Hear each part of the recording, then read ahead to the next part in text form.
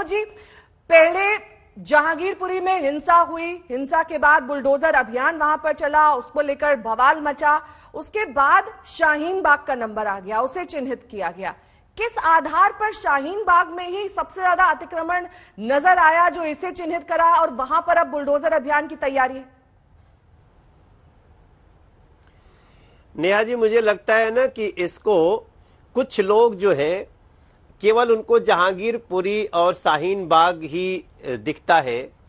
ये जो जहां भी अतिक्रमण होगा वहां कार्रवाई होगी।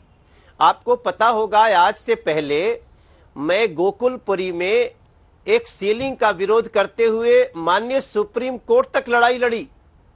मुझे पांच बार माननीय सुप्रीम कोर्ट ने बुलाया और वो आज तक भी बहुत अच्छे से चलाया उसको। इस दिल्ली में हमेशा जब भी कोई इलीगल इंक्रोचमेंट होता है तो वहां कार्रवाई होती है, लेकिन कुछ लोग जहांगीरपुरी को हाईलाइट करके समाज की एकता उसको भंग करना चाहते हैं, समाज की शांति सौहार्द को भंग करना चाहते हैं। अतिक्रमण एक समस्या है, उससे निपटने के लिए कार्रवाई होती है और कई बार बुलडोजर कोई नया थोड़ी है। बुलडोजर जब भी जहां पे भी अतिक्रमण हुआ है इस देश के हर जगह पे बुलडोजर जाता है। आजकल चर्चा ज्यादा है, लेकिन मेरी प्रार्थना होगी कि इसको किसी धार्मिक नजरिए से ना देखा जाए। अतिक्रमण जहां भी होता है वो चलता है और भारतीय जनता पार्टी की, जिसकी केंद्र में सरकार है एनडीए की, वो बराबर शांति सौहार्द में ही विश्वास रखती है। ठीक है, शांति सौहार्द का विश्वास बना रहे ये हम सभी चाहते हैं, लेकिन मनोज जी इस बात से भी आप वाकिफ होंगे कि शाहीन बाग वही जगह है जहां पर आंदोलन हुआ था, 55 दिन तक यहां पर आंदोलन चलता रहा था, बेहद संवेदनशील ये इलाका है। तो यही क्यों, इसके आसपास के इलाके क्यों नहीं, डिफेंस कॉलोनी क्यों नहीं, न्यू फ्रेंड्स कॉलोनी क्यों नहीं, वहां पर भी तो अतिक्रमण है, वहां पर भी अभियान चलाइए। हर जगह जहां भी अतिक्रमण होगा उसका एक डिपार्टमेंट है, वो अपना काम करता है। लेकिन जब कुछ लोग अपनी पसंद से दो ही नाम उठाते हैं तो हम जैसे समाज के शांति के चहेतों का थोड़ा सा मन बड़ा अजीब सा हो जाता है। मैं आपको ऐसी 10 जगह का नाम दे दूंगा जहां पे इंक्रोचमेंट के खिलाफ कार्रवाई हुई है, और अगर इसी में तो शाहीन बाग पे भी होगा तो उस पे भी हुआ होगा। लेकिन मनोज जी वो क्यों नहीं हाईलाइट हुआ? नहीं, देखिए, अब पता नहीं क्यों नहीं हुआ। मैं अभी आपके डिबेट से हटूंगा तो मैं पर्सनली आपको भेजूंगा, उसको जहां जरूरत होगी दिखाइएगा कि कहां कहां बुलडोजर चला है। आप याद करिए, आज से कुछ दिन पहले मॉडल टाउन में जहां पे पुलिस की फोटो, एक व्यक्ति सड़क पे लेटा हुआ है और उसकी आम आदमी पार्टी फोटो दिखा रही थी, तो वो भी तो अतिक्रमण के खिलाफ कार्रवाई थी।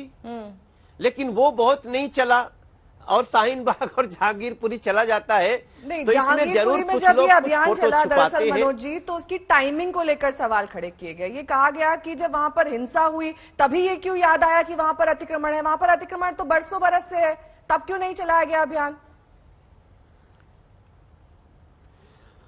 ठीक है, उसमें जो भी हो, अगर किसी को लगा हो कि टाइमिंग का कुछ प्रॉब्लम है तो माननीय सुप्रीम कोर्ट उसको देख रहा है और हम माननीय सुप्रीम कोर्ट का आदर करते हैं। इसलिए लॉ एंड ऑर्डर को पालन करना न्याय के अंतर्गत ही होगा। इसको कुछ लोगों ने बना दिया ऐसी बात है नहीं।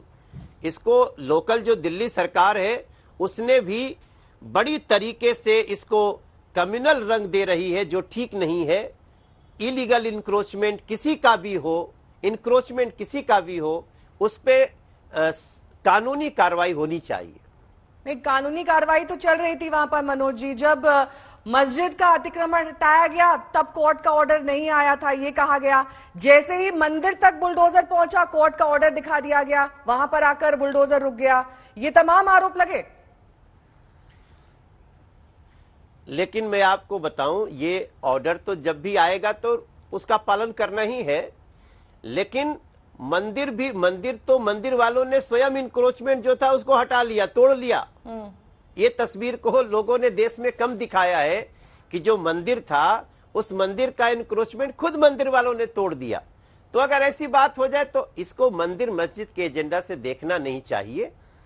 इंक्रोचमेंट है, उस पर कार्रवाई लगातार चलती रहती है और वो लॉ एंड ऑर्डर के बनाए रखने के लिए आगे उसको जैसे कानून कहता है वैसे चलना चाहिए।